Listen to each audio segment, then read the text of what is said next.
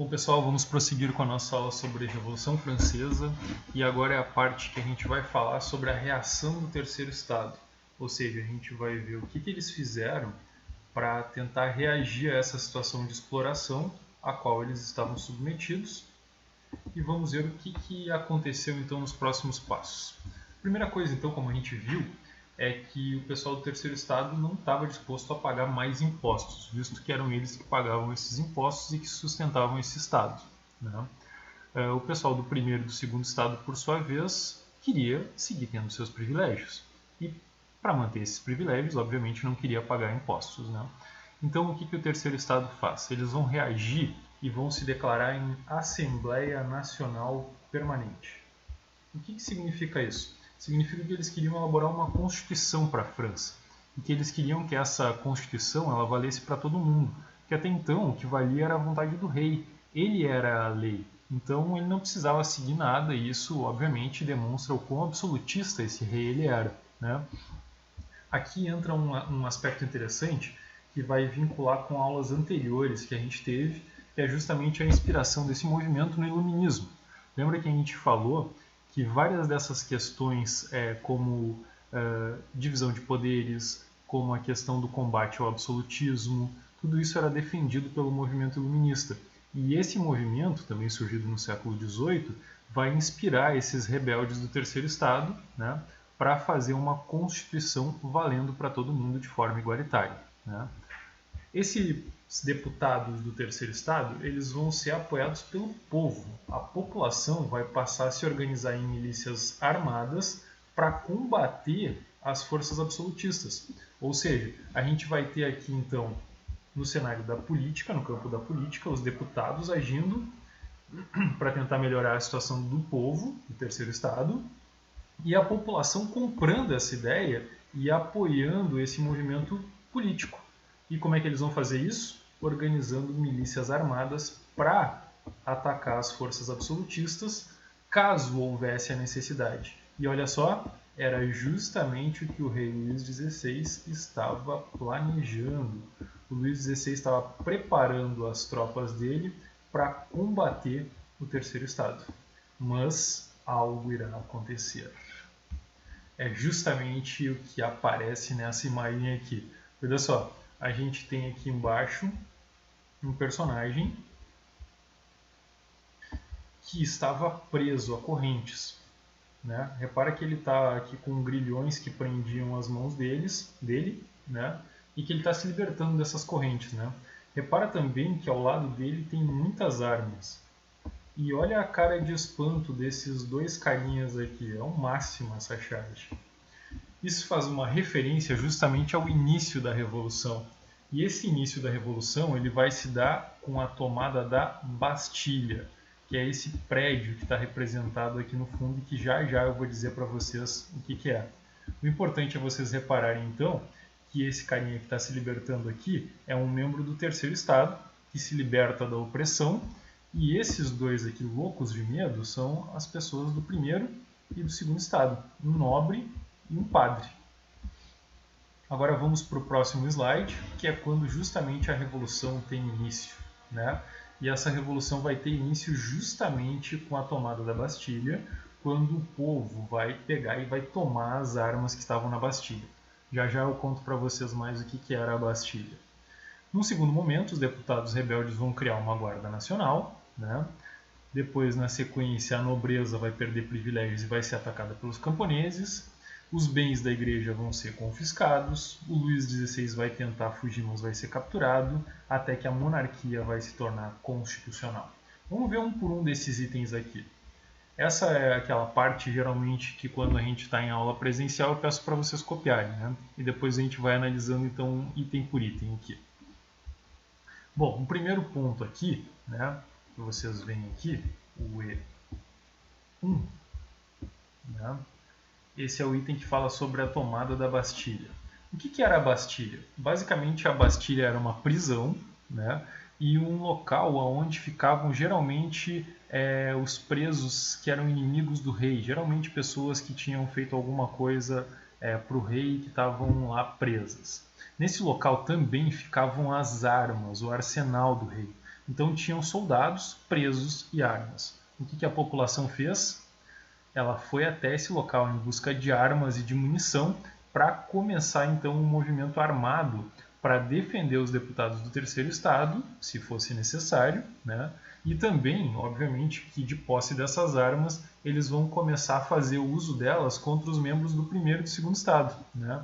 Então a gente pode ver nessa imagem aqui o pessoal, o povo, indo em direção à Bastilha, armar o povo para o início dessa revolução. Óbvio que eles na época não sabiam que isso ia ser o início de uma revolução, né?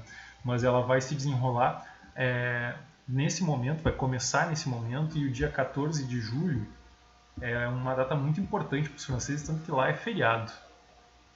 Quando aconteceu o início da revolução com a tomada da Bastilha. O que os deputados vão fazer? Eles vão se ligar que era importante, então, dar um certo poder para essas milícias armadas. E aí eles vão criar e transformar essas milícias em uma guarda nacional revolucionária, né? Então eles vão, por exemplo, dar uniformes para esses caras, né?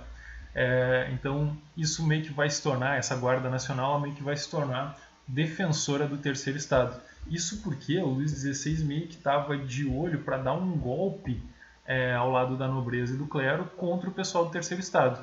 Então o pessoal do terceiro estado precisava realmente de proteção, e essa proteção vai vir dessa guarda nacional, essa guarda popular, feita de voluntários que vão ser armados, muitos deles com aquelas armas da Bastilha, né, para defender o pessoal do terceiro estado que estava tentando fazer aquela constituição para diminuir os poderes do Luís XVI e para tentar transformar essa sociedade numa sociedade mais justa e mais igualitária. O próximo passo a gente vê aqui como a situação vai começar a ficar bem ruim para o pessoal da nobreza e para o pessoal do clero também, mas primeiro vamos observar o que aconteceu com o pessoal da nobreza. No campo da política, os deputados lá do terceiro estado decretaram o fim dos privilégios feudais, né? Ou seja, vários privilégios que eles tinham, né, de exploração sobre os camponeses foram abolidos nessa época. No interior, olha o que estava acontecendo. Os camponeses começaram a atacar esses nobres, né? Então vários dos castelos vão ser queimados, vários nobres vão ser mortos, como mostra nessa imagem aqui, e esse período vai ficar conhecido como o Grande Medo. Os nobres vão tentar contra-atacar e muitos deles vão acabar fugindo para o exterior, aonde eles vão tentar fazer uma contra-revolução. O que é isso? Eles vão tentar conseguir aliados do exterior, de outros reinos, como a Áustria, a Prússia, para tentar então combater os revolucionários do terceiro estado. E eles vão tentar, obviamente, convencer os reis absolutistas a se aliarem à causa dos franceses lá do primeiro e do segundo estado.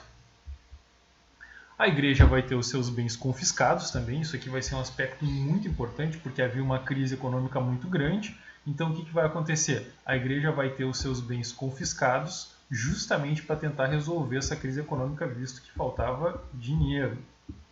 Olha só essa imagem aqui, que ela é muito interessante, né? Ela é uma ilustração que mostra uma gangorra, onde o pessoal do primeiro e do segundo estado está aqui, né? E o terceiro estado, sempre em oposição a ele, aparece ao lado da justiça. A justiça está dando um pezinho ali para equilibrar essa gangorra, né? E fazer com que o lado mais forte fique do lado do terceiro estado. O ponto seguinte é quando Luís XVI, vendo que a situação está extremamente caótica e que vai acabar sobrando para ele, o que o Luís XVI tenta fazer? Ele tenta fugir, mas ele vai tentar ir para a Áustria, que era o local onde a família da Maria Antonieta, que vocês veem aqui nessa imagem, né, ficava. Então ele e a família real tentam fugir para a Áustria, e ele tenta conseguir o apoio do rei austríaco para tentar então combater esses revolucionários do terceiro estado, né? Ele tenta fugir, mas olha só, ele vai ser capturado, ele vai ser reconhecido perto da fronteira com a Áustria, e ele então vai ser trazido de volta para a França. O ponto seguinte fala sobre a monarquia constitucional. Logo depois desse retorno do Luís XVI à França, quando ele é capturado, a monarquia finalmente vai dever respeitar uma constituição. E ela define então que passam a ser todos iguais perante a lei. E também define um outro ponto muito importante, que é a questão da divisão dos poderes, né? a gente já disse nas aulas sobre iluminismo que quando tu divide os poderes, tu acaba com o absolutismo, né?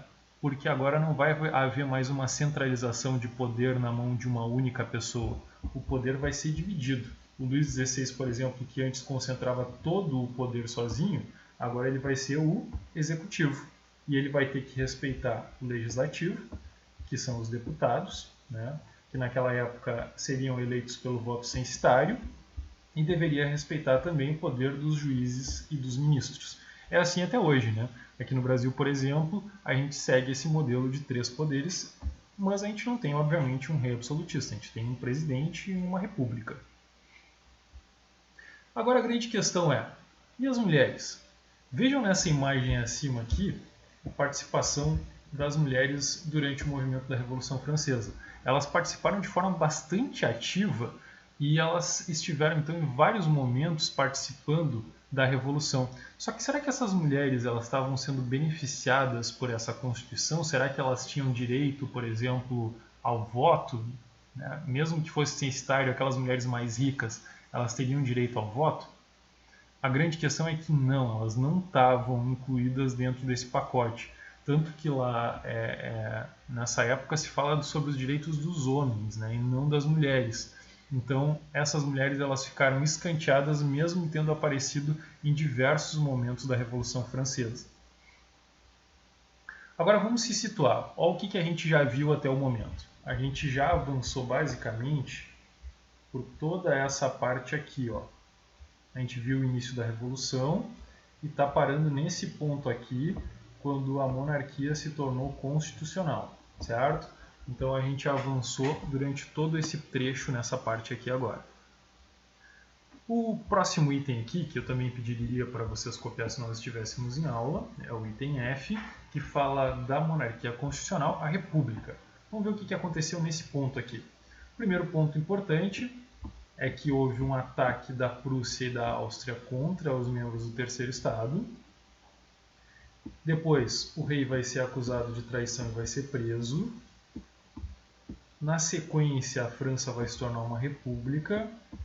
E os partidos políticos, a gente também vai falar um pouquinho sobre a divisão deles. Vamos ver item por item aqui. Primeiro, um detalhe curioso e interessante aqui sobre a questão das bandeiras da França, né? Vejam que eu coloquei uma bandeira da França aqui no centro desse slide. E é importante a gente mostrar essa parte, porque mostra como as bandeiras elas foram mudando na França, né? Essa daqui era a bandeira da França na época do Antigo Regime. Vejam só aqui, ó. Ela tem os símbolos ali da Casa dos Orleans, né? Então esse símbolo, como vocês podem ver que esse brasão aqui, ele era referente à família real, né? E obviamente que quando vai haver uma mudança nesse cenário político, não faz mais muito sentido permanecer com essa bandeira. Por isso que a bandeira seguinte a ser adotada já vai ser essa bandeira tricolor aqui, né? Com as cores vermelha, branca e azul, né?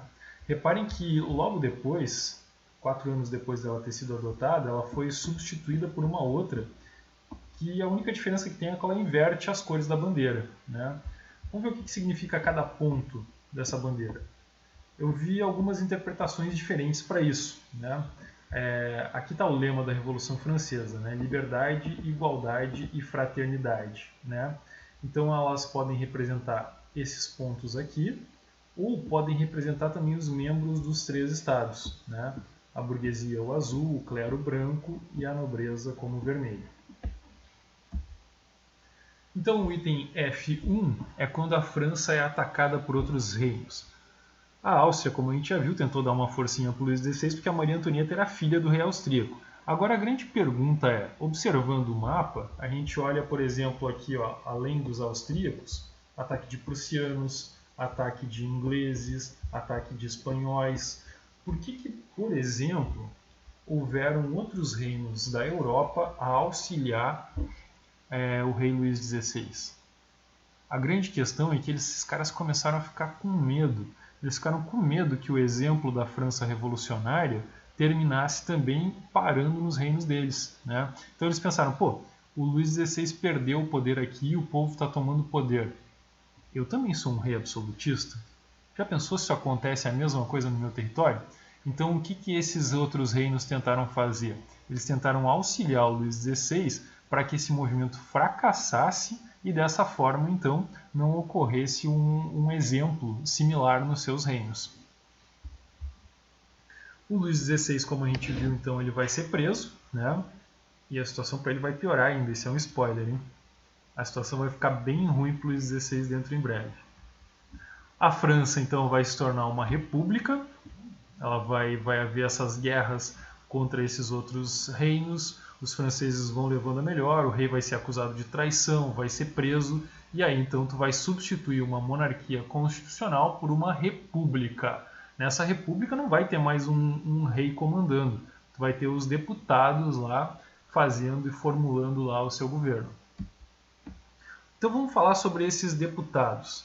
Eles pertenciam principalmente a 3 partidos: os girondinos, a planície e os jacobinos. Tá? É importantíssimo vocês saberem principalmente a diferença entre os girondinos e os jacobinos. Tá? Os girondinos é o que a gente chama de partido de direita. Né? A gente tem essas definições surgidas justamente nessa época, essas diferenças entre direita, centro, esquerda. Quem eram os girondinos nessa época? Basicamente era o pessoal do terceiro estado que era o mais rico, era o pessoal da alta burguesia. Era o pessoal que, quando a Revolução começou a ter um pouco mais poder, começou a tomar as principais decisões, começou a se destacar mais. Né? Olha o que eles defendiam. Eles defendiam o voto censitário, por exemplo. Né? O que significa o voto censitário? O voto censitário significava que só aquelas pessoas muito ricas poderiam votar. Isso excluía quem das eleições? Justamente o povão. Né? Repara que eu disse que esse é o pessoal muito rico, é o pessoal da alta burguesia. Então eles estavam tentando dessa forma garantir que eles usufruíssem do poder de forma sozinha praticamente. Né? Que aí tu ia excluir as pessoas mais pobres das eleições. E naquele momento eles estavam satisfeitos com as conquistas revolucionárias. Eles estavam se tornando conservadores, eles não queriam mais mudanças. Eles eram vistos então como um partido moderado. Né? A planície era o partido de centro, também formado pela burguesia, e eles variavam entre a moderação e o radicalismo. Volta e meia eles apoiavam os girondinos e em outros momentos os jacobinos. Por fim, os jacobinos eram o povo da esquerda. Esses carinhas eles eram compostos pelos sans-culottes, né, ou seja, pelas classes populares francesas, e também pela pequena burguesia, aqueles burgueses que tinham um pequeno negócio e tudo mais. Né? As mudanças que esse partido defendia eram muito mais profundas, muito mais radicais. Né? Eles queriam seguir dando mais direitos para o povo, queriam que o voto fosse universal e não censitário. Né? Então esses jacobinos eles vão querer mudanças mais profundas e mais radicais. Agora a gente vai dar uma pausa aqui e vamos prosseguir num terceiro vídeo para finalizar a Revolução Francesa.